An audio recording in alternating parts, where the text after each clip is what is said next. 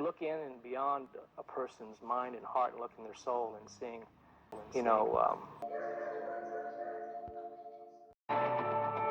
He walked through his victim's blood to get the keys.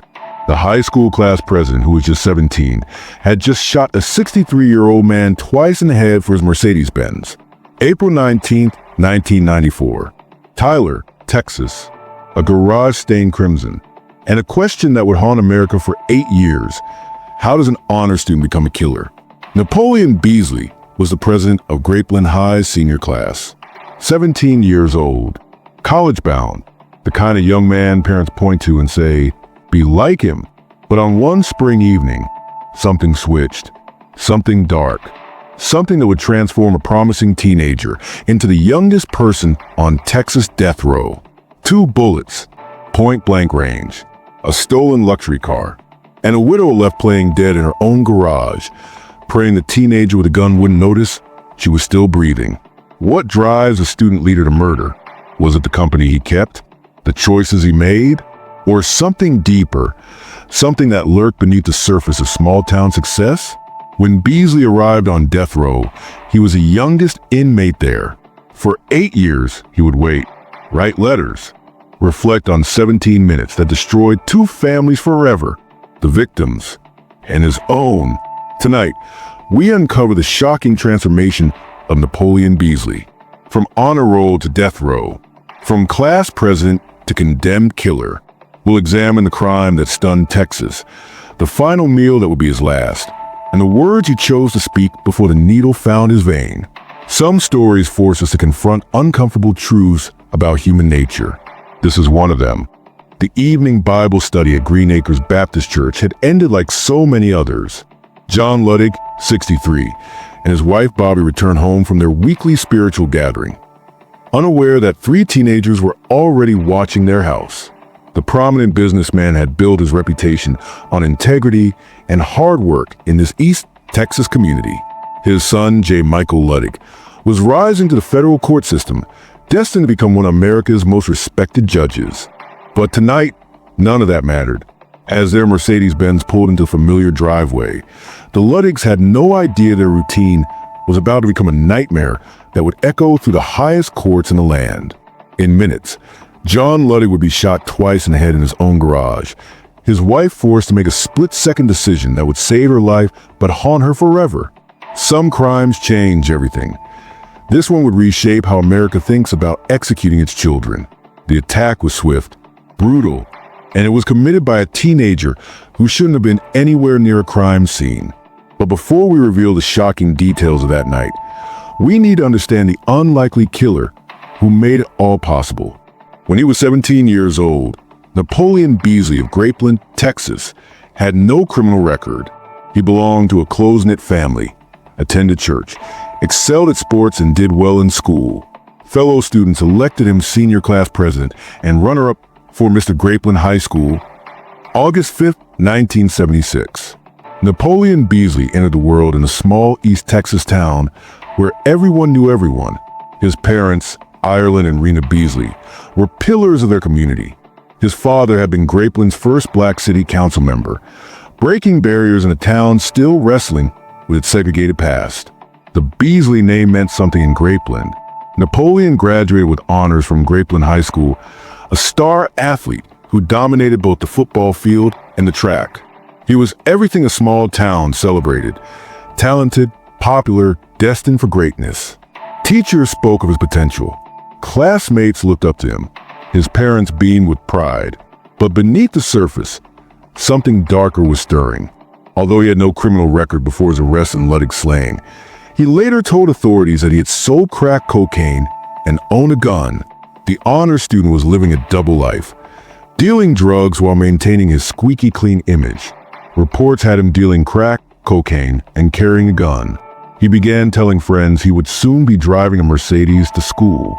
How does an honor student become a killer? The answer lies in the dangerous game he was already playing. Friends noticed a change gradually. Napoleon had always been confident, but now there was an edge to his confidence. He spoke of easy money, of shortcuts to success. The boy who had everything began wanting more money, more respect, more power.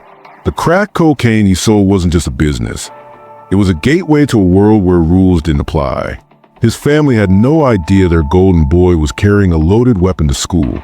They didn't know about the drug deals or the growing obsession with quick wealth. At the time of the killing, Beazley was a high school football star and the president of his senior class in Grapeland, Texas, about 60 miles south of Tyler. The contradiction was stunning. By day, he led student council meetings and scored touchdowns. By night, he counted drug money and planned his next move. The same hands that held trophies were learning to hold weapons. But Napoleon Beazley's double life was about to collide with reality in the most violent way possible. This wasn't a gradual descent into darkness. This was a young man who had already crossed moral lines, who had already chosen violence as a tool. The murder of John Luddig wouldn't be his first crime. It would be his last. And it would reveal just how far an honor student could fall when the facade finally cracked. And so on April 19, 1994, Napoleon, Cedric, and Fig would drive to Tyler with loaded guns. The plan was simple in its brutality. Napoleon Beazley had convinced his friends, brothers Cedric and Donald Coleman, to help him steal a Mercedes-Benz. Not just any Mercedes, a specific one they had been watching.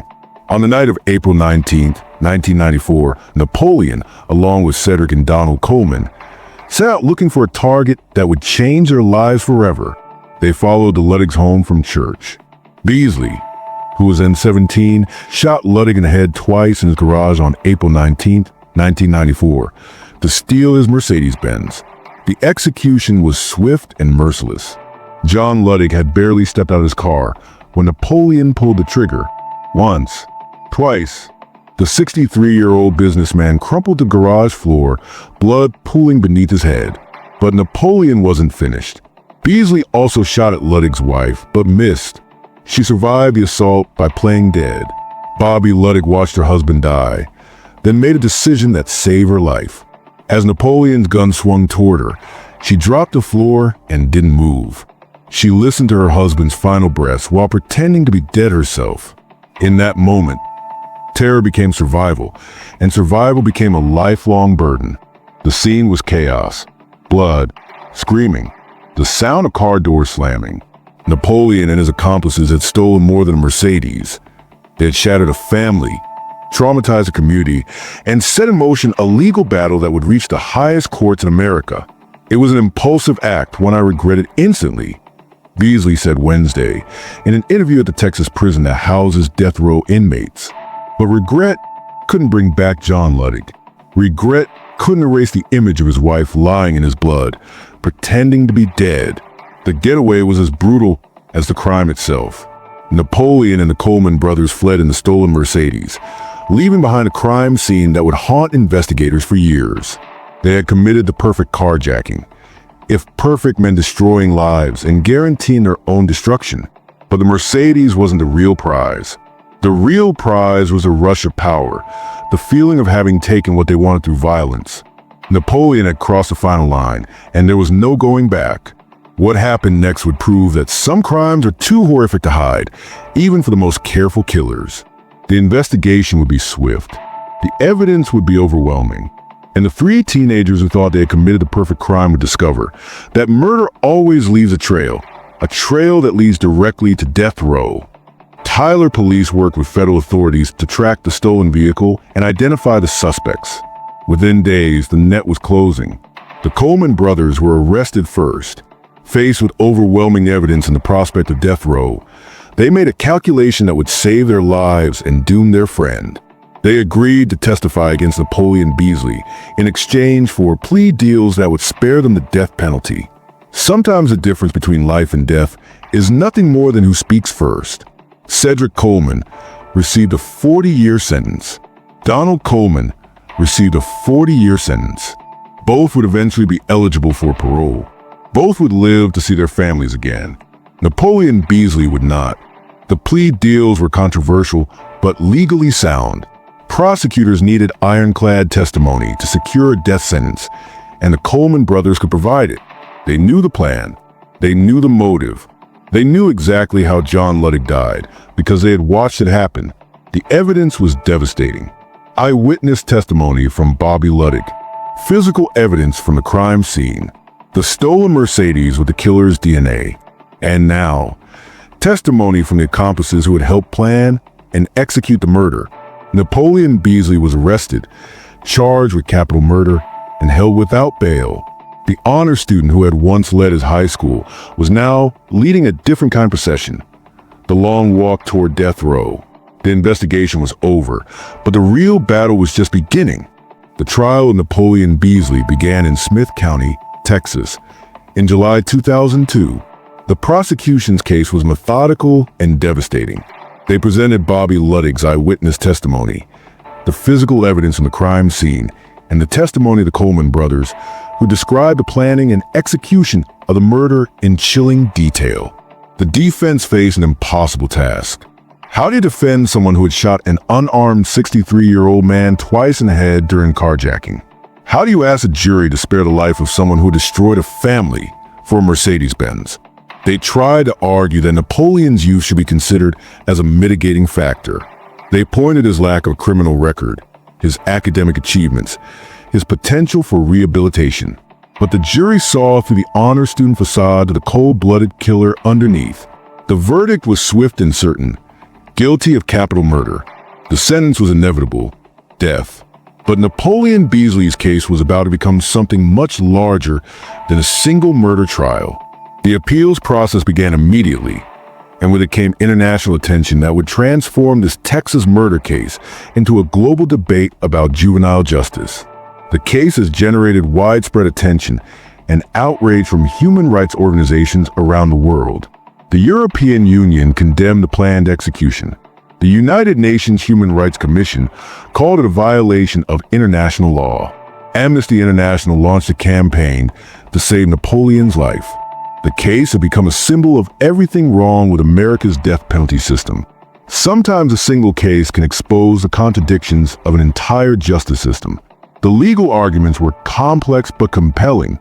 International law, including the International Covenant on Civil and Political Rights, prohibited the execution of individuals who were under 18 at the time of their crime. The United States had signed this treaty, but American courts had consistently ruled that domestic law took precedence. Luddick, 63, was the father of Judge J. Michael Luddick of the Virginia-based 4th U.S. Circuit Court of Appeals. That relationship prompted 3 of the Supreme Court justices to recuse themselves from the case, adding another layer of complexity to the appeals process. The irony was impossible to ignore. The victim's son was a federal judge who had dedicated his career to interpreting the Constitution. Now that same Constitution was being used to argue for the life of his father's killer. The appeals continued for years, moving through state courts, federal courts, and eventually to the U.S. Supreme Court.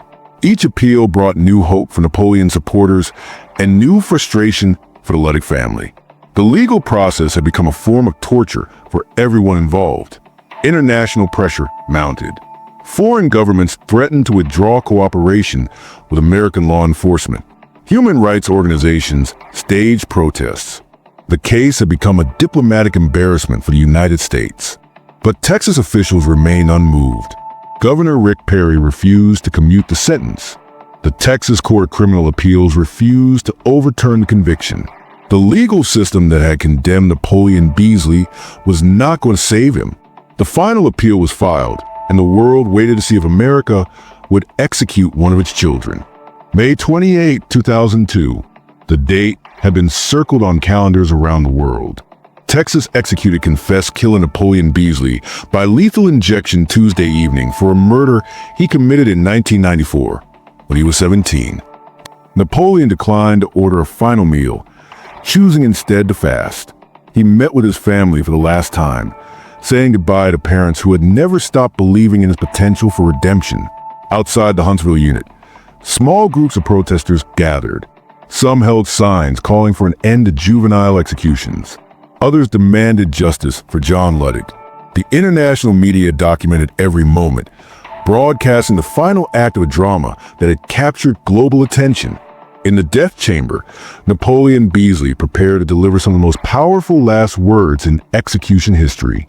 Strapped to the gurney, before lines inserted into his arms, Napoleon looked toward the witness window, where his family and the media waited. His final statement was eloquent, remorseful, and prophetic. The act I committed to put me here was not just heinous, it was senseless.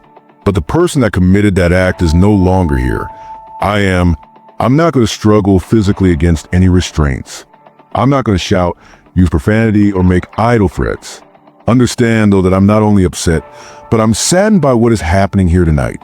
I'm not only saddened, but disappointed that a system that is supposed to protect and uphold what is just and right could be so much like me when I made the same shameful mistake. If someone tried to dispose of everyone here for every wrong that they had done, there would be no one left. The words hung in the air as the lethal injection began. At 6:17 p.m., Napoleon Beazley was pronounced dead. He was 25 years old. His execution would prove to be historically significant in ways no one could have predicted. Napoleon Beazley had become one of the last juveniles executed in America.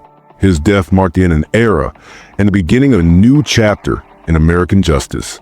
The honor student who had thrown away his future had, in death, helped secure the future of other young offenders. The case was closed, but the questions it raised would echo through the justice system for generations to come.